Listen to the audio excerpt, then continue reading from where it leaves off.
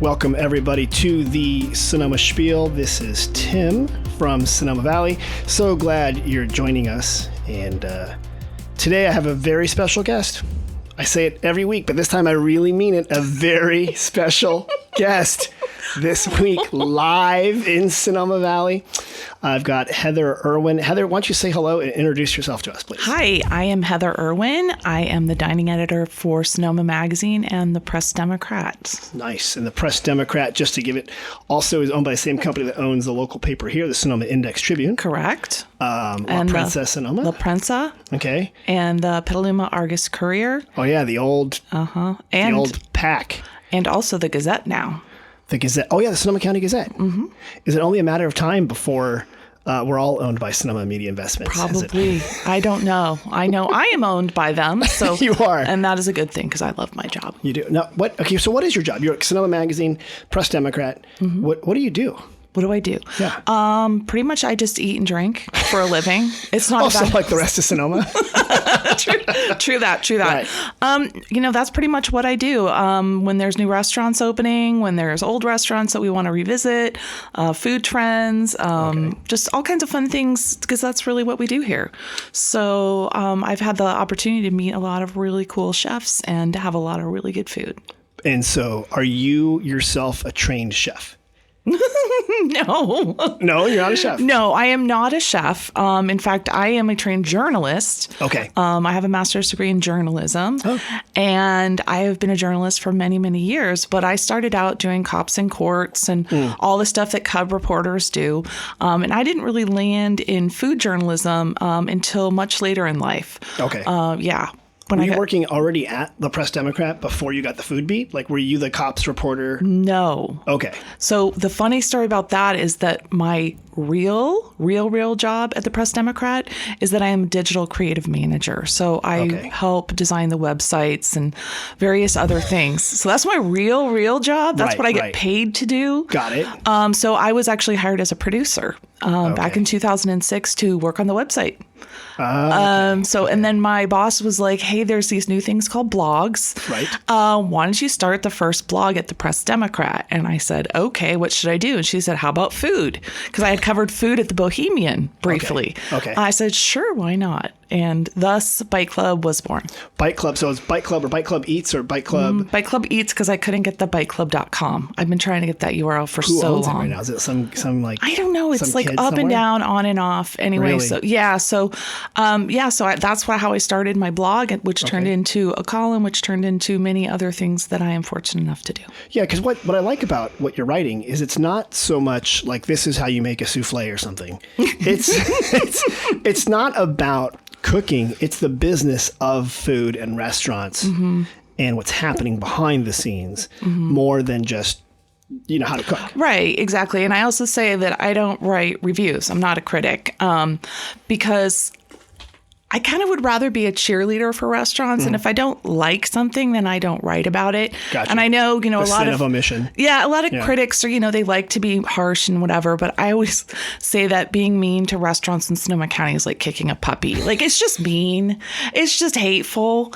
And we're a small region and I have to live here. Right. So as you know, from the town of Sonoma, which is very, very, very insular and everybody knows everybody's business. There's a reason they call it the island. Yes, right? Literally, it's its own place for sure. Right. So I have to live here. So I look for the good in everything I do, and I like to say I tell the stories of food. Right. Okay. So you tell the stories of food and how it's connected and what's happening. And people really don't realize that I am not the greatest cook. I find cooking rather dull. Wouldn't that be though? That's probably smart though for someone who's in the restaurant watching business. Like if you were a great cook, you'd be at home cooking. Right. And you'd have all sorts of weird little whisks. And yes. I'm whisks. Whisking. Yeah, I don't know what you're doing. I'm chopping and whisking at the same time. Chopping and whisking. It's like a Ginsu whisk knife. Although I am obsessed with good knives. Are you really? I have really good knives. So there's people who are making knives in Sonoma County now. I know. I read about that. Yeah, and I don't know how they stamp it and they do stuff with it. Right. One guy works at a bike shop in Windsor, makes knives. Another guy down in Petaluma makes knives. There's probably someone who works for Sonoma Media Investments or will soon when they buy them out. Right. That makes knives. But yeah, that's quite the thing. Do you collect knives? I do. I have quite a collection right now. Except sometimes my husband puts one in the dishwasher. Oh yeah, I've caught my spouse, my wife. I won't say her name here, but I'm like I like knives, and I bought one in Japan. I went to in Japan in Tokyo. There's a street, just for some reason it's all knives, and I went there and found. I'm sure it's like a total tourist thing, but I found the right knife for me. And once I got it out of the dishwasher after it had been run, and I was like, what is going on here? I mean, I think a samurai made this knife, right? At least that's what I was told, maybe. Probably not true. But yeah, so. It probably was true. Thank you. Yes. Why would a tourism promotion person lie? They never do. Why would they? They never do. So you have all these knives. Do you have mortars and pestles too? I do. I mean, I have all this stuff, and I actually do like to cook when I have the time and the energy. But, I was a single mom for 14 years and had to make breakfast, lunch, and dinner for 2 kids. And after that, you kind of lose the excitement. You kind of go. Thrill is gone. The thrill is gone after making scrambled eggs for so many years. You're just kind of like, yeah, I'm over it.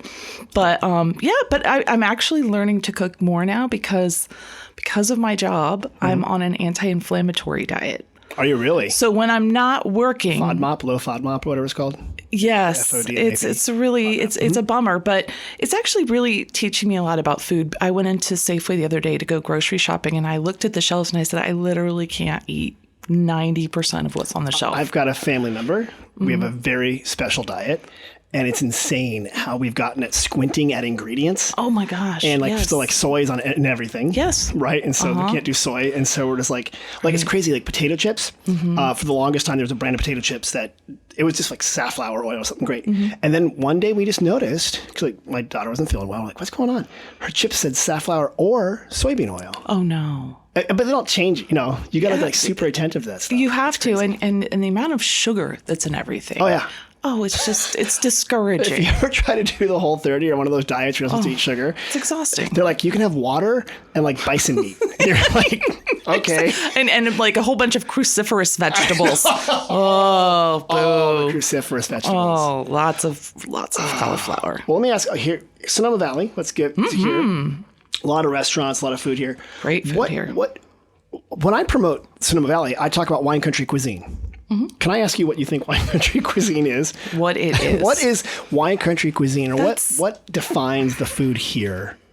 That's a really hard question because I think everybody thinks of it a little differently. In the past, it was sort of this Ital, kind of food that was fresh and local and farm to table and all that kind of good stuff. I think that's still really the basic idea, but I know that a lot of our chefs really do try to do that farm to table. Right. Literal farm to table. They Actual farm, not Cisco farm to table, yes, but a literal farm with a farmer. It's tough when you see some of the chefs who call their stuff farm to table and you see the Cisco truck pull up. Not that I'm against Cisco. I mean, they provide a needed service, but, we're talking about that versus people who are literally going to the farms and talking to the farmers and getting food from their farmers. And that to me is so different because you forget when you live here how amazing our food is. Like your kids are spoiled. Yes. Kids in Sonoma County don't know how good they got it because, it's not a big county. Like this town we're in right now, 8,000 people. Right. This valley, right, it's like 25 to 30,000 people. If you go to that same spot in some other place, your choices are like Applebee's or like Outback Steakhouse or what? Cracker Barrel. Cracker Barrel. That's your choices. A lot of fast food, yeah. And even though that's an option, a lot of that food is just like super salty, super processed, not that healthy. Right.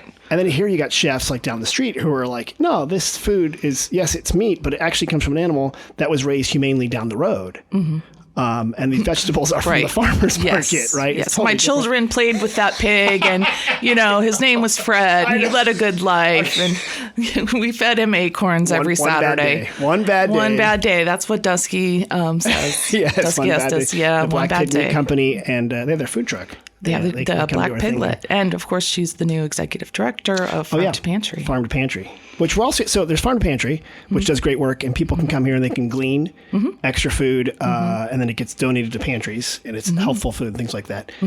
you're also, we're doing a side thing here. You're also executive director, or you founder or something. Founder, no longer executive director. Okay. Thank goodness. Tell me, what's the name of this group that you are part of? Who are these people? Yeah, thank you. Sonoma Family Meal was founded in 2017 because of during the fires, all the chefs were coming to me saying, "Hey, how can we help all these folks that don't have a house anymore, don't have a kitchen?" So they were coming to me, and I said, "I don't know. We can't take it to the Red Cross. We can't take it a lot of places because they are pretty careful about the food that's coming in." Right. So I just opened, I didn't open it, but John Franchetti from Franchetti's in Santa Rosa opened his kitchen for me. Food just started pouring in, and we repackaged it so people could take a really nice, complete meal with them anywhere they were, who they were staying with. And it was already cooked meals. Yeah, it was already cooked meals. So, it was really interesting to see what came in. So some things were already made. So one of the fun ones I like to talk about is Kyle Connaughton from Single Thread, 3 Michelin stars, walked in 2017 with pans of lasagna. I mean, I almost died. I was so excited. I was like, that's that Kyle guy. He's really comfort famous. Food, right? Like a big old pan of lasagna. Oh my gosh. And I wanted to try his lasagna so badly, but we couldn't eat it because we were just like, no, we have to get away. But so that's how it started. And through all the fires and through COVID, actually, we worked with a lot of restaurants, including some here in town. We worked with Girl in the Fig, and we worked with Picasso. We had them cooking food for people that were in need, right here in Sonoma. So we actually paid $1.2 million out to restaurants throughout the county. That's awesome. And kept a lot of people working. So it was like a good match, Heather, of like restaurants were in crisis, right? During COVID, it was like, I mean, it's weird to think about, but like I go back to my emails like, oh my God, do you remember? Like everything was falling apart and it was like crisis after crisis after crisis. So restaurants didn't have any customers. Then there are people who had lost their jobs. Right. And a lot of people who run their own business don't have the same protections that people who work for bigger companies. So you were providing food to them and also keeping those restaurants in business. That was a huge, huge thing. It was fantastic. Yeah, it was tough. And, I think it's really important to recognize that there is a large group of individuals in our county who work in the vineyards and who do a lot of the manual labor and who are not seen. Right. No, right. And absolutely. they're also, these folks are usually afraid to go to get, food and handouts because they're afraid that somebody from immigration might be there. And so we've really targeted that population as well, because it's painful to see how little help they get. And then how the fear. Just the daily fear. And even having an entire family, a large family with multi-generational, stuck in a house, everybody's got COVID. How are you supposed to feed yourself? Right. You know, so that was a really scary and difficult time. I'm glad we're kind of getting through it. And you guys have a space now, right? You're not like we do stealing spots from kitchens. No, anymore. we've had, I think, kitchen. like at least 8 different kitchens that we've borrowed from people, so but then they wanted them bad. They wanted them back. By the way, Heather, I have to make money to feed people. Right? Yeah, actually, I have to run a business and enjoy our kitchen until we need it back. So we've actually built a kitchen, a 3,000 square foot kitchen in Petaluma. 3,000 square feet. It's huge. That's massive. It's a brand new. Everything's brand new. It used to be Anna's Seafood. Okay. So sometimes there's a little bit of a low tide smell. We've tried very hard to get it out, but it kind of reminds us of where we come from. Scrub your hands to get fish out. So yeah, it's a beautiful kitchen, and we're already starting to use it. We're doing some local feeding of families, and great. Yeah, so it goes on and on. But we do have a new executive director, so it frees me out. So you can get back to writing your other thing, right? So restaurants. I've got here. This is the Sonoma Feast section. This comes out Wednesdays in the Press Democrat, and I think you often have Bite Club in here. No, right? Bite Club's usually on Sunday. Sunday. Yes, the Feast. You've had articles in here. I've had some. Yes. What I want to bring up though is why do we have so many food writers here compared to like other places? Think about this, like New York, or not New York, let's use like a smaller. We have like 5 different food writers. We do. We have a lot. other places don't they have like one food writer who's also the movie critic who also covers the night cops, right? Like, I'm not joking. It's true. But, when I started BD, our only restaurant writer was Jeff Cox, and he was a freelancer. But he writes garden/food stuff now. Yeah, he does. And he lives in Kenwood. He's a great guy. He's a great guy. But we just lost Diane Peterson. Okay. She retired. Oh, okay. God, the way you said that. No, she didn't. She just retired. No, she retired. She went to the great appetizer in the sky. No. But it is interesting how many people we have writing about food, but it wasn't always that way. Okay. But who doesn't want to write about food in Sonoma County? There's just so much to write about. No, there is. I saw, and Michelle Anna Jordan wrote one about mayonnaise, which I love because I'm like, it's kind of funny because it's like people, you can write about something that's so quotidian, so like boring, and make it interesting because you don't really think about it. Right. Remember those books about salt? You're like, yeah, salt. And people are like, no, do you ever really think about salt? Exactly. And dive into it and what's here. So a deep dive into mayonnaise. Literally, and like how to make mayonnaise. And I thought, I don't give any thought to mayonnaise, but I remember you write a while ago about Japanese mayonnaise. Oh, yes. Like Kewpie mayonnaise. Kewpie mayonnaise. And you wrote this whole thing about it, and I tried it. It's great. It is really, really good. It's not inexpensive. No, it is not, but it's so cute because it comes in like a little Kewpie doll bottle. Right. And the chefs love it. Love, because it does have this like kind of creamier, different flavor. But most chefs will tell you that if you're going to use mayonnaise, it has to be Best Foods. Only Best Foods mayonnaise. Not Hellmann's. Well, or is that the same company? You must have lived somewhere on the East Coast because it's called Hellmann's. Oh, thank you. On the East Coast and Midwest. Right. Okay, right. Okay, and it's called Best Foods out here. Thank you. What's the other? Miracle Whip. That's not mayonnaise. Really? Is Miracle Whip not even made out of eggs? I don't even know what it is. It's so disgusting. Is it like wall spackling has gone bad? And we can't say anything because we're probably going to get is it Unilever? Who's going to send me a nasty letter? I don't know. I don't care for it. And I can tell if someone has used Miracle Whip in like just a second. I'm like, that has Miracle Whip. I will not eat it. Done. Okay. Done. No, forget it. Okay. There's also a guy, I think, did you write about the guy from Sebastopol making like a Japanese style barbecue sauce? I'm going to say it wrong, but Bonchins? Yeah, something like that. Oh my gosh, I love. It's a recipe from his grandmother, sort of passed down. It's sort of a soy sauce, but it's sweet. Tangy, it's got a spicy. Sweet and tangy.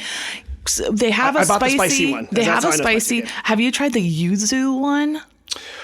Okay, we're going to talk about yuzu. Okay. No, I haven't. The yuzu one is fantastic. Is it? I put it on everything. It's so good. I put that on everything. I put it on everything.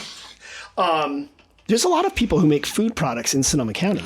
We have a ton of producers here in Sonoma County, and I personally get really upset because I don't think we cover them nearly enough as much as we should, because there really are, national brands that are located here. Well, even like Amy's Kitchen started here. Right. Which is a food, Right. Wow. Amy's Kitchen. We've got like Sonoma Brinery. We've got Miyoko's Creamery. Oh, yeah. She makes all the cashew stuff. The not dairy cheese and Thank you. Actually the butter is solid. Is it made out of cashews or something? It's made out of different sorts. Get her in here. I don't think it's cashews, but it's actually an interesting thing that they're trying to do is get people locally, farmers, to grow ingredients locally for their non-dairy dairy. Okay. Their cheese and butter and all those good things. Which we also have a lot of. Like Clover, Sonoma. Love is here. And the cheese is so good. The cheese. That's been the hardest thing for me, trying to pull back from all the delicious food. Cheese is one that I just can't give up. So cheese isn't really dairy, right? Because like if people say I have to give up dairy, but I can still eat cheese, right? Is that especially burrata? Is that dairy? Is it? It is. It's so good with the fresh tomatoes right now. So burrata is a magical thing. Yeah. So it's the mozzarella ball that's filled with cream. And you're right. With tomatoes season, I know we're both just like slight little dribbles are coming out. Market up the road. Oh my gosh. It is. It's a very special thing. And with local olive oil. Oh yeah. That's true. Like McAvoy Ranch is out the road here. We got Fagoni's here. We got the olive press. We are spoiled here. Yeah. This is why we have 25 food writers. Yeah. When I go back to the Midwest, which I try to do as infrequently as possible, But you're all welcome to come visit. Yes. Hey, it's where I'm from, and I think Midwesterners are salt of the earth. All over. Okay. But are you like an Army brat or something? My dad was a project engineer, so I've moved 36 times in my life. But St. Louis, I went to college in Ohio. Okay. My first newspaper job was in Youngstown, Ohio.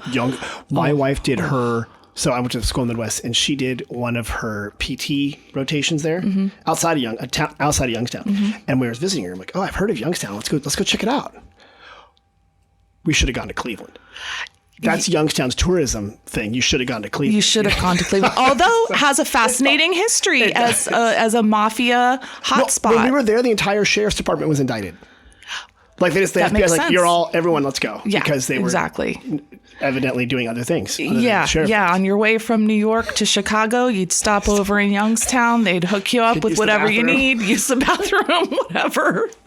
But that's their claim to fame was having a mafia. Right, so I'm sorry, you're saying when you go back to the Midwest. When I go back to the Midwest, it really becomes very obvious that the food here is extraordinary. And, a lot, not to say that there aren't some excellent restaurants everywhere and people who really care about food, but not like here. It's just so different. We've talked about that because I talked about in an earlier podcast how the Midwest literally has like 30 feet of beautiful black soil, like better soil, like it's rich depending where you are. But then there's a lot of factory farms and commodity farming, probably because that made money at the time and the way things were set up. It's all soybeans and corn. Right. And like a lot of it's used for silage or for oil or things like that. But they could, and I bet you 120 years ago did eat the local ethos, like their grandparents did. Absolutely. Right? And I think that's the thing that's so funny is that, our grandparents ate really healthy, really good food. And then that became what the poor people ate. And the rich people got all the processed food. Like, all this okra, that's for poor people. Yeah, like, exactly. No, that's healthy and it's from the backyard. Right. And you can grow it easily. But it was more fun to get the things in cans and, the things that would magically do magical things when you put them in the oven. Or ease of cooking. Ease of cooking, whatever the reason. I mean, you and I grew up when cheese was like Velveeta or like Cheese Whiz or... something in a can. Yes. Or Jell-Os that were just weird. Still love Kraft American Singles, though. It does make the best grilled cheese. It does. And, it's also really good grilled cheese food. In eggs. I do have plenty of embarrassing places that I like to eat. Like I'll eat at McDonald's from time to time. Oh, really? I know. And people are just their fries you're are famous. The worst person. At Burger King, I love me a good classic chicken sandwich. But a lot of it is how you grew up. We went to McDonald's a lot as a kid. I referenced to a younger kid about orange drink from McDonald's. A Starbucks kid. He's like, the lemonade here is so sweet. I'm like, I bet you it's like the orange drink from McDonald's. And he gave me the blank look. I'm like, orange drink. That was a big deal. Yeah. And it was orange drink that tasted like sugar. So good. My dad thought it was hilarious to go through the drive-thru and order an orange sandwich and a chicken drink. He would crack up. He thought that was the funniest joke ever. Good man. He is a good man. Anyway, that's what I grew up with. Let me ask you about restaurants and things that are happening here, because that's your beat. What are some of the trends or some of the restaurants you're seeing open or things you want to tell me about that's I know I'm putting you on the spot, but like here in Sonoma Valley, I'll give you the primer. Okay. Girl in the Fig has been open 25 years, and they're doing their greatest hits of all their meals and stuff like that.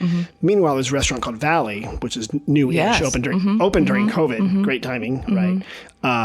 But they're doing very well. Doing very well, yeah. They've been in every national magazine as the super cool kid restaurant. Exactly. And wine bar. It's a great spot. And what's interesting, a lot of their wine is actually not from here. They're doing, they're zigging while others zagging or zigging, like Georgian wines, Hungarian wines, and different things like that. I love what they're doing. I love what they're doing there. There's so much happening here right now, and I find it really fascinating to see a place like Animo that opened. I mean, a former taqueria, and people think because it's kind of an upscale restaurant, right, that these people are wealthy and they've got all these backers, but literally the couple were sleeping in the taqueria. Literally sleeping in the taqueria as they were building it. Everything is was done on a shoestring, and they've dreamed of having this sort of restaurant. And I love the grill that they have with the flames going 10 feet. When I was there, I kept saying to my friend, this can't be fire code. This cannot be up to code. And I was so worried something was going to blow up because the flames were just like going. And I thought, oh my gosh, yeah. As somebody who's very familiar with kitchen and fire codes, nervous. It made me very nervous. But apparently it's up to code. So, Which, by the way, you can see the McDonald's from there. Because that's what's funny. It's not in this rarefied spot surrounded by vineyards. I mean, not at all. There's a Taco Bell on the other side, and then Animo. And this guy's from New York, right? And they were living in LA. He had a ramen place that the New York Times called the best ramen in New York. And as tends to happen when a journalist finds your restaurant and tells everyone, it's over. Because everybody comes and they criticize you and you get overwhelmed. And, there's just so many bad things. Like it's called the curse of the Michelin star, right? Right. So that's what happened. He had to close. So they moved out here. I'm just going to delete that from this whole podcast. All we're going to keep in is the McDonald's and the Taco Bell reference. So no one knows about Animo. Right. No, we shouldn't tell anyone about it. ANIMO. I won't talk about it. I was at Kina's Kitchen, which was the former Picasso. Yeah. And, I think she's just fantastic. And her pozole was great. And I just love that family. They do so much cool stuff. It's also the only, it's not tequila. It's mezcal tasting place in Sonoma because her husband Salvador makes mezcal. Right. And it's a tasting room right there. I thought, that's kind of cool. How often are you going to go to a mezcal tasting room? Exactly. I've got 100 wineries I could walk to from here, right? That's what's so wonderful. One mezcal tasting room. Only one. Yes, there's one in Santa Rosa too, but yes, I love Santa mezcal. Rosa. Why would I leave the island? Santa Rosa's so far away. Santa Rosa's so far away. It's like 12 miles. I know. Why am I talking? It's like talking about Napa. Cars that can get you there? We are not. It is the name that we do not speak. Oh, you're funny. Oh, but actually, I just wrote about two delicious dish. Oh yeah. Have you been over there? I have. Well, I haven't eaten. I got takeout, and it's good. I love her. I love Lauren. And I went there. I went in, and I saw the little not backyard, but the patio area that was just adorable. They're doing movies there.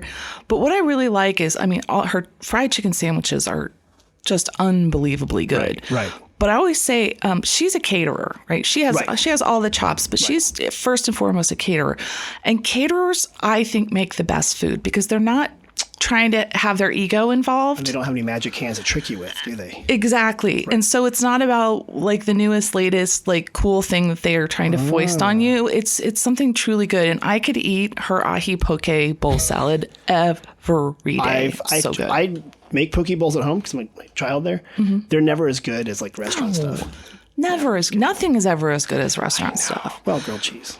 Grilled cheese. But with American cheese? With American cheese and Campbell's tomato soup. That's the way it has to be. Gen X represent.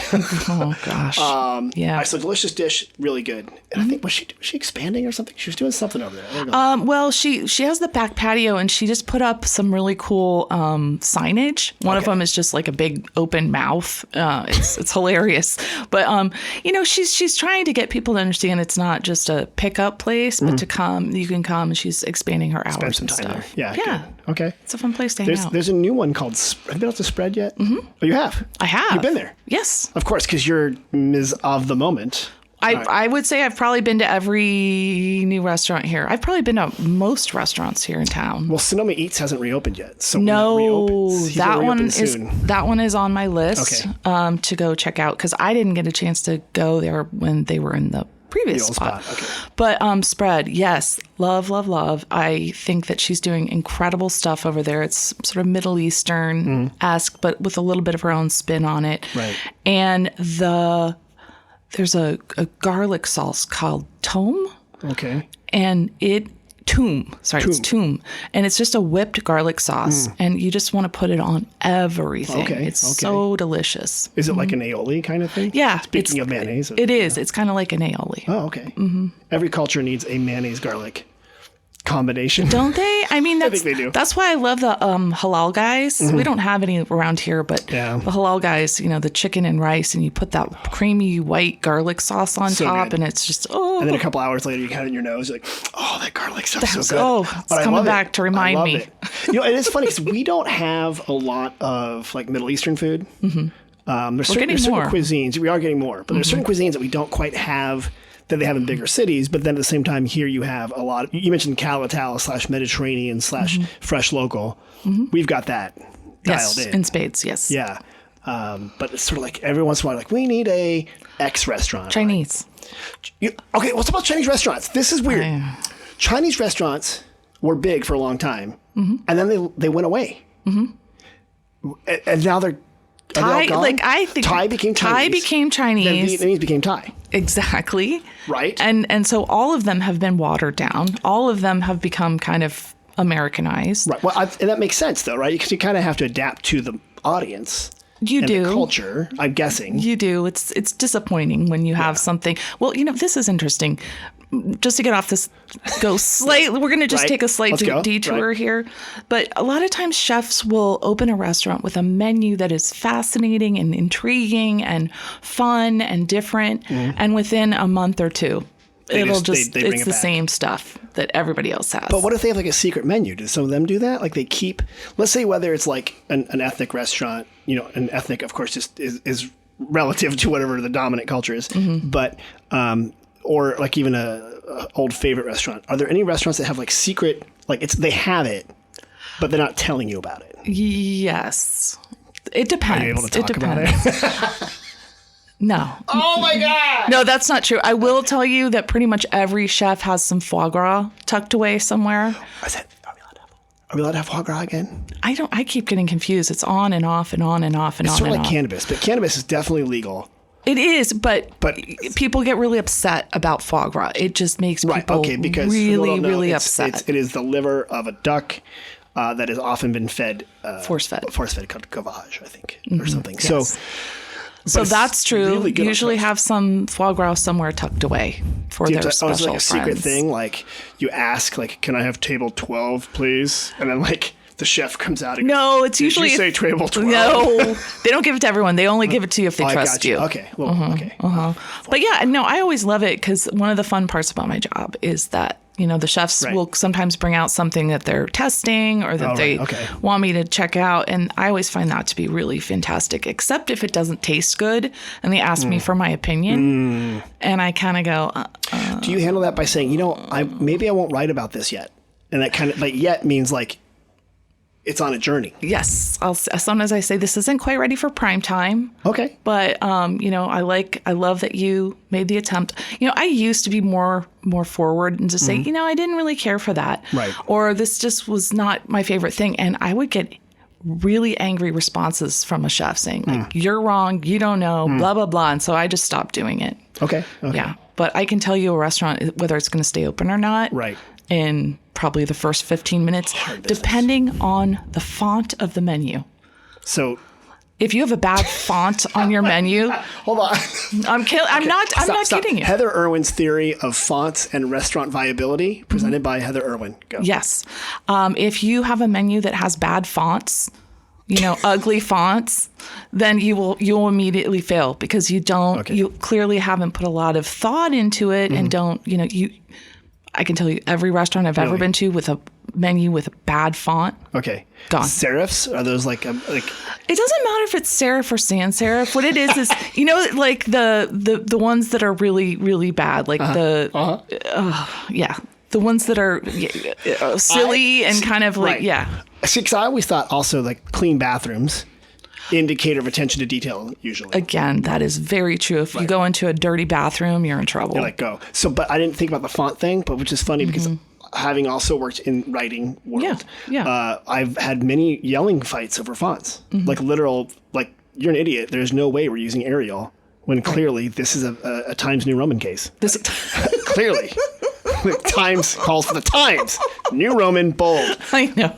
We are font nerds, but it matters. It matters. So chefs, when they go to Culinary Academy, should spend a little bit of time in design school. Or hire a designer, No, actually, this is actually a good point because you're actually talking about the experience of dining too. You're not talking about the food, but the experience. And I'm not saying my eyes are getting older, but I've noticed sometimes maybe the lighting. So menus that you can read that are legible are probably a pretty valuable way to keep a certain demographic. Yeah. Well, that or just handing out reading glasses with the menu. Cheaters. I have actually a pair of pince-nez cheaters in my wallet, so I can just pull them out if I forget. I would like you to have a monocle. I would like a monocle. And just pull it, or a jeweler's loop. And you just pull it. I've been on a quest to bring back the monocle.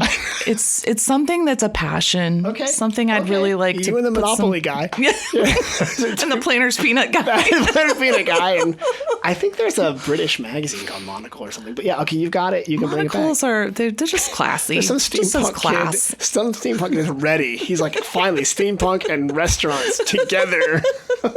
They can do it. We do sound old, though, when we're the people who are like, it's too loud in here, and the light's too dim, and I can't see the menu. And and I don't even know what's going on. Yeah. I think restaurants that are too dim, though, are hiding bad cleanliness. Right? I'm sort of like saying you need to clean a little bit better. If there's probably dust bunnies, and that's why you're hiding it. Because I've worked in bars, and they're super fun. And they're great, but when you go there in the morning to open up, and you're like, Jesus, I can't believe people hang out here. When the lights come on at 2 a.m. and you're this just like, is a bad idea. I have made a horrible mistake. I think it's supposed to be romantic. Oh, the romantic lights are down low. Yeah. And that's okay. That's probably true. Okay. No, but I don't like it either. It drives me crazy. I can't see my food either, and I'd love to take pictures of my food, and everything comes out blurry and ugly. And no, I would like to enjoy. Okay. That's part of eating is outdoor eating with your eyes. Right. Okay, there you go. You eat with your eyes. I think part of the Sonoma way thing, I don't know what word it is, but like the way we present our food, oftentimes they have like the outdoor picnic table underneath an oak tree in a vineyard. That's the classic stereotypical picnic thing, but food does look good that way with natural light. It looks beautiful. And it's fresh and things like that. It is a total cliche. It is a cliche, but it's a cliche for a reason. I've been shooting those photos for like 16 years now. Absolutely. I mean, and that's the thing is like when you go to a restaurant that really takes care on the plating technique, and they make sure that it's expedited properly and you're getting this plate of food that looks beautiful, that smells good, that, has all the elements. You kind of realize, okay, I'm just paying $38 for this, but there's a reason why. Right. It's not something that's just like thrown on a plate. And again, that makes me so sad when the food is just all icky and brown and thrown on a plate. And you say, oh. It's not your favorite. It's not worth the calories. It's just not. It's just not worth it. The calorie investment. I see what you're saying. And I have gotten a little bit more like that. What's his name? That Anton guy from Ratatouille, the critic. Yeah. And it doesn't go in my mouth if it doesn't look right or it doesn't look good. It's just like, nope. Done. No, thank you. For people who are coming to visit Sonoma, what are some things they should try restaurant-wise or food-wise that you think, like they call you up like, hey, Heather, I'm coming in. I'm your old buddy from Girl Scouts. Oh my gosh, that's always such a hard question. Don't you hate that one? It's always like, which kid's your favorite? Yeah, because, I do Don't actually answer have that a one. favorite. No, I'm kidding. They always ask me, who's your favorite? And I'm like, the other one. Well, I'm going to be honest, Just mess with them. There's so many great things. I always like to tell people about things that are off the beaten path. Like Juanita is like the greatest, the garlic burrito. And, it's not something that you would usually go to. Across the street from a gas station on the outside of town. Exactly, right by Delicious Dish. But I also love a restaurant like Layla, which is, just beautiful and you get all the good stuff and you sit outside and it's lovely. I think Valley is a really interesting sort of different experience with the wine and a pretty, minimal menu, but done beautifully. Pretty clean inside. It's not you don't have like 400 people in there. You don't have all the tourists. And, right. I think that's really wonderful. So I just think there's so much here, and again, like out in Agua Caliente, when you've got, Sonoma Eats is coming back and you've got the spread kitchen, even going out to like Glen Ellen Star. I do tell people about Glen Ellen Star is funny because it's consistently fantastic. It really is. And they get a lot, they get a lot of celebrities there. Oh, do they? They do. And that's something I also love to know is sometimes I'll ask the chefs, like, who's been in lately? Right. And one thing that we're really good about in Sonoma County is not outing the celebrities. Right. And they like that. I always say Napa is where you go to be seen and Sonoma is where you go to hide and just Exactly. Go to the farmers. Because I was at the Healdsburg Farmers Market, I think, when I keep calling her Giardia. I know. What's her name? Giada De Laurentiis. Giardia. Whoops, that's a whole different thing. I know. But I was like doing that thing. I'm like, God, that lady looks oddly familiar to me. And and then 'cause she's like a little tiny person too. Oh. And then I'm like, oh, that's that lady from that show. And so, right, like she's just up there, But you weren't up there like, hi. No, I'm actually really bad. I don't watch food shows very well. Mm-hmm. I don't like those kind of food shows. Yeah. For some reason, it's just not my thing. Mm-hmm. But have you seen The Bear, right? This on Hulu? Did that stress you? Have you worked in a kitchen? No. Oh, I've worked in kitchens because I majored in English, so I was unemployable for a long time. So kitchens will hire anybody. I mean, and then walking. Right. It was stressful. That movie, I was like, oh my gosh, I know people like that. That movie was nonstop or stress. TV show, I guess. Yeah. Nonstop. And I've been around enough kitchens to know that culture is really brutal. Yeah. And have a lot of friends that are chefs, especially women chefs who are just sort of like, yeah, that's exactly how it is. Yeah. And so, that show was, I think it was stressful on many levels. There was a lot of yelling. There were a lot of expletives. A lot. My son was watching it and I'm like, he's like, you're not 18, 17. I'm like, well, and he's like, Dad, I work in a kitchen. I'm like, I know, but don't talk like that. We don't talk like that. Don't follow any of these patterns. Yes, that there's some dysfunction there for sure. But it has a great end, and I hope that there will be a season 2. I haven't finished yet, so don't tell me what I'm happens. not going to tell you. Okay. But it's great. Does he eat a bear? No, I'm just trying to get... No, don't tell me what happens. Don't tell me what happens. No, the only thing is, I don't know why it's called The Bear. I mean, I kind of do, but... At the beginning, there was like a bear imagery. Which, that part was a little bit flimsy, I think. Maybe there's some more seasons going on. Maybe. Who knows? Mm-hmm. Maybe it's going to go a whole different way. But also, that was filmed in Chicago, and I went to school in Chicago, and I missed that authenticity and that comfort food and that sort of warmth and generosity. And oh my gosh, I miss deep dish pizzas so badly. I'm from Chicago. You go to Greektown and they have these menus that are like this big. Oh, right. They're like stacks, like 5 inches. There's 4,000 things on the menu. Like, if you go to the Chinese section, I'm like, I know. Like, who's eating? Is this Dino's Acropolis? What the hell? Okay. There's only 4 things that they actually have, though. I know. We don't have that. So if you order that, they're just they throw up their hands and order it from next door. Before this has been awesome. I love talking to you, but we have to get into trends. Let's get into trends. I'm going to ask you some questions, and maybe you can tell me if these trends are happening or not. Okay. Because I ask people, like, what's a trend? Because you write about trend. In writing, the trend is your friend. The trend is your friend. 1 is a point, 2 is a line, 3 is a trend. And the second you see a trend, right, from when I do my marketing, I'm like, this is the hot new trend. That is it. That's that rule of 3 for sure. When you, absolutely. So, ready? Mm-hmm. We just mentioned yuzu.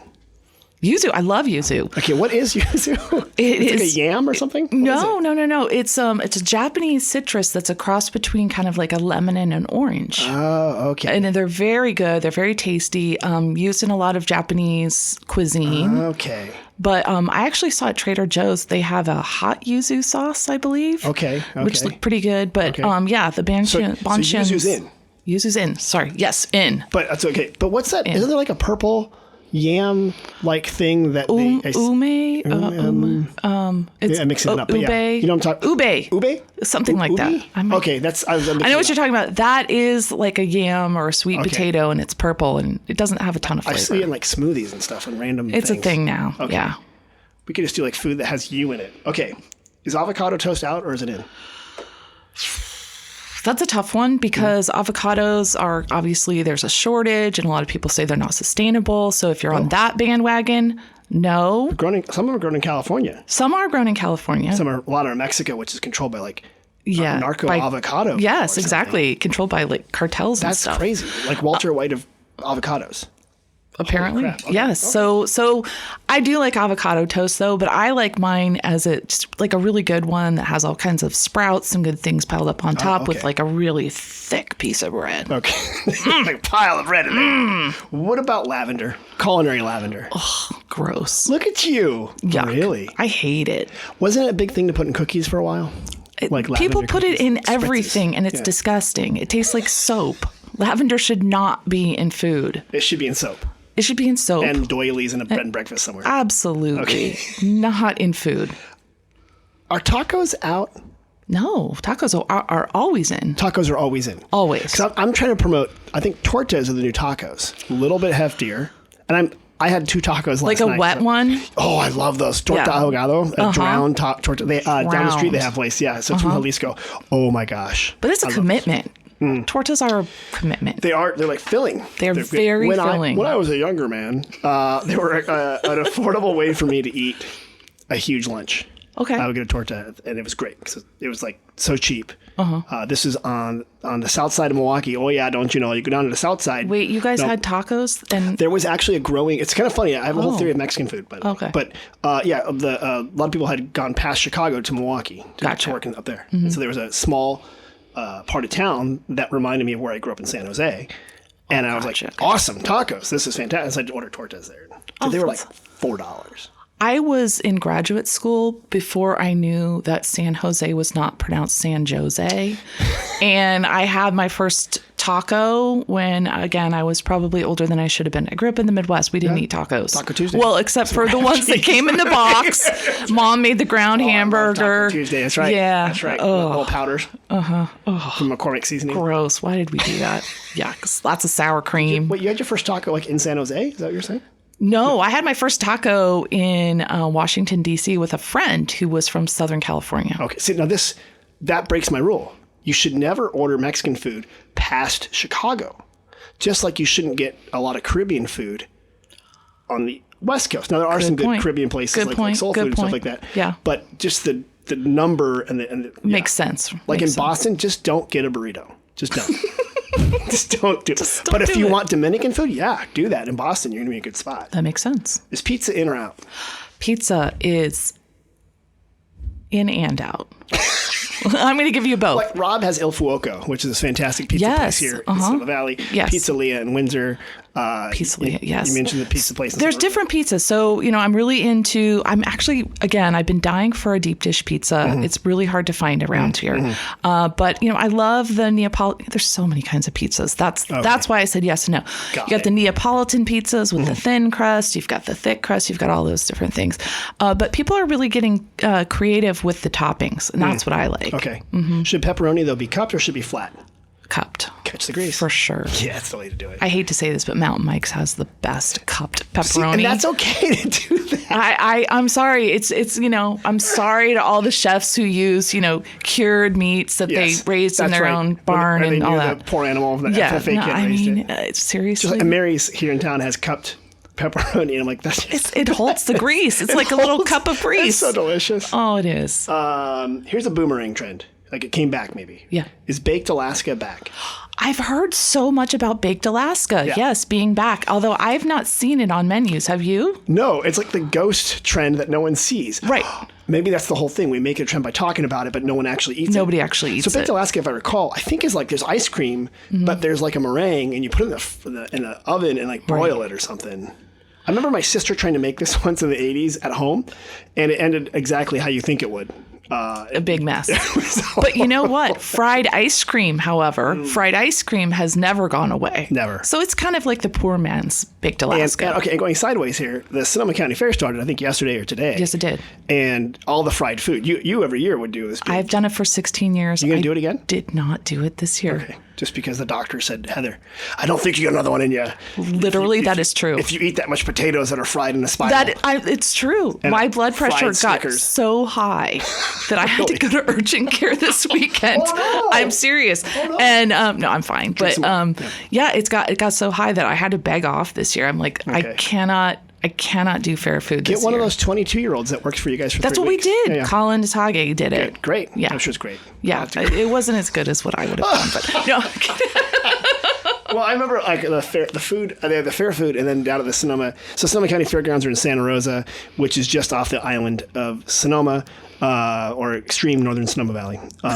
And there is, what's that festival when all the vegetable hippies come? Oh yeah, the Heritage Festival. Heirloom Festival. So their food was all like quinoa and like super crunchy stuff. Oh, really healthy. And it was so funny because I'm like, isn't this the fairgrounds? Like, where's the stick of butter that's been melted and fried in butter? Where is that? Where's the fried Twinkie? All right, boomerang trend. The French, is it macaroon or macaron? A macaron. Macaron. Are those back? I don't think they ever went away. Okay, they're still Yeah, around. People love those. Well, I don't like them. They all taste the same to me. They do? People are like, color, this is raspberry, color, this is color. this is that. It's like jelly beans. They kind of just all taste the same. Do you eat the way I eat them, though? Like this? That's how I eat my Jelly Bellies. They're like, my kids are like, you ate all of them at once? Wait, Like, why would you do that? You're supposed to taste each one. Well, Jelly Bellies are different than jelly beans. Okay. I mean, Jelly Bellies are actually really good. They're so good. But yeah, the macarons, I don't know. I don't get it. Fried chicken. It's one of those things like bacon. You kind of it's so overdone that you want it to go away, but at the same time, it's so delicious that you don't want it to go away. It's possible it's one of the building blocks of our cuisine. It really is. It really is. Yeah, and you guys have some really good fried chicken here. Grandma Fig had it in the Fig Rig. They had fried chicken. And a couple other places. I think Valley's got a fried chicken sandwich. I think Talbot. I mean, you kind of can't go wrong with fried chicken. Although the one pet peeve I have is when they leave the bone in it. In a sandwich, and you're just like, how am I supposed to eat that? The other thing is when it's like 3 inches of meat that's like it's too much. So thick. So chicken breasts have gotten too big. They have gotten way too big. They're not natural or whatever. And I think you're right. You have to have it's gotta be flat. If it's the breading to meat ratio has to be just right. Okay. Yes. Otherwise, you're just like, it's just too much meat. Are we still doing local and seasonal, or are we just like screw it, fly it all in and from Chile? Well, again, this is where this sort of diet I've been on is making a really big impression on me. A lot of the stuff that's in the regular grocery stores is not seasonal, it's not fresh, it's just not good. So I've been going to the farmer's market, and you know what? You realize that it's always kale season. So much. It's always radish season. My neighbor gave me a bunch of kale. I'm like, kale. Kale and zucchini right now. And zucchini, that's right. Yeah. But it kind of makes you realize and appreciate, like I got some end of the season raspberries. They were so good. I do laugh when the farmers markets sell blackberries because I'm like, you can just go to any railroad track. So the Himalayan blackberries brought here by Luther Burbank, and it got out. They escaped. Everywhere in Sonoma County. It's everywhere. It's probably everywhere in the world. They're prickery, though. They are. You gotta be careful. When people sell them, I'm like, okay, but... I'd rather buy them pre. So you don't have to get the... I don't have to get all that stuff on me. Yeah. Is Italian food back as a trend? Because think of it, like, go back to Chinese food, right? Like, Chinese food was, for Americans at the time, the exotic cuisine, with the exception of the coast, and then it sort of worked its way in. Right. And then Italian food was sort of like this, like, also, like, what is this? What is this pasta stuff? Right. That then became so part of American culture. Right, spaghetti and meatballs. Right, it's just a thing. Right. But now you're seeing restaurants that are like Italian restaurants. Regional Italian. Right, so is that... Right. Is that... I think it's coming back. I think, again, Americans sort of get a little nervous when you change anything and it doesn't have gobs of sauce and stuff on it. Can I get a little more cheese on my cheese? Yeah, there's not enough cheese on this. But, I am seeing that it's more restrained. A lot of the Italian food, that's this regional Italian food, it's more restrained, less goopy gloppy, more lighter sauces, vegetables, things like that.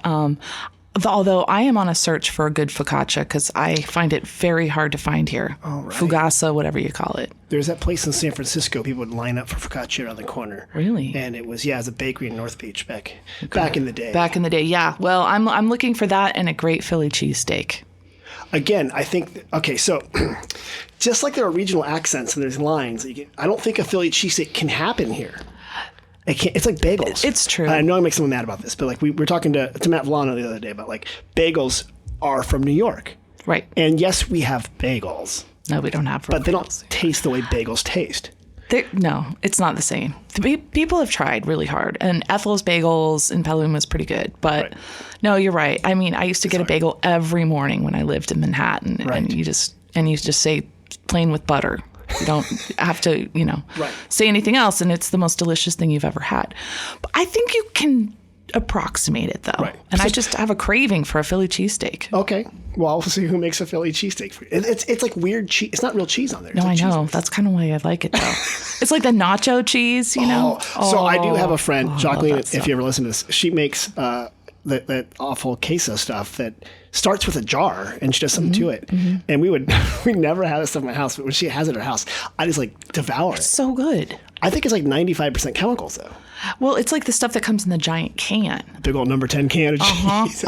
No, have you ever had to like work the snack bar at a baseball, like a kid's baseball game, and you get to eat all the nacho cheese that you could possibly ever want? Okay, so I was trying to come up with I was in the snack bar. I'm like, hey guys, what we should do is, we sell Slim Jims and we sell hot dogs, but what if we put 2 Slim Jims in a hot dog and nacho cheese? And like, we need to come up with like our own, you have to have a signature dish. Of course. Right? And they're like, you can't volunteer anymore. I'm like, no, we got to come up with a name with this. It's the triple play dog. Yeah. Right? And people are going to like come that aren't even at the baseball game. They're going to be like, I heard about this hot dog. I better pull over. Right. Yeah. Then you can make a lot of money too. Thank you. And support I believe in you. Thank you. I believe in you. Heather, thank you for appreciating me. I appreciate that. Hey, if people want more information about, let's just first about the Sonoma Family Meal. Mm-hmm. Can you tell me what that website is? SonomaFamilyMeal.org. .org. Okay. Mm-hmm. That's the nonprofit you started that provides food from local chefs to people in need. Mm-hmm. I'm assuming they can take donations of yes, money? We can. Yeah? Yes, So we're always looking for donations. Yes, we're actually trying to buy a generator right now. Generator. The power never goes out in Sonoma County. Why on earth would you need it? Exactly. Yeah. Yeah. Okay. That makes sense. Yep. And then if people want to read what you write, because you are charming and you're funny and podcast, great. But I'm sure you also write stuff. So how do they find I do. Most journalists are very nervous about actually talking because we tend to try to think our words through. So I've just been doing it a lot. So I've gotten over my stage fright a little bit. You can find my stuff. Is that what you asked me? Yeah. I lost my train of thought. I lost my train of thought thinking about myself. How do I find Bite Club online? So a lot of my stuff is on sonomamag.com that comes out in Sonoma Magazine and on pressdemocrat.com. I'm pretty easy to find. You can find it there. I think you are one of the top clicks. I know that for a fact. So yes. At least I'm like people love food. People love food and love talking about food. And they know the history there. So, hey, I want to thank you for dropping by. Thank you. This has been great to have you. And I miss you. I know. Well, we don't see each other often enough. Island. If you are on the island, yes. Drop off. Well, I'll be back because we're going to have more conversations about food and what's happening and cooking. And I got to find out more about what's happening with the Sonoma Family Meal as that develops and stuff. So we'll get you here. And if anybody else has any other questions about Sonoma Valley, go to sonomavalley.com and make sure you like, comment, subscribe, or whatever it is the kids are doing nowadays, or TikTok dance or something. And then please go check out Heather Irwin's stuff. It is called Bite Club. It's at pressdemocrat.com and Sonoma Magazine, which I'm probably obligated to tell you can always subscribe to, which will make Steve so happy that I said that. So, thanks, everybody. We'll see you next week.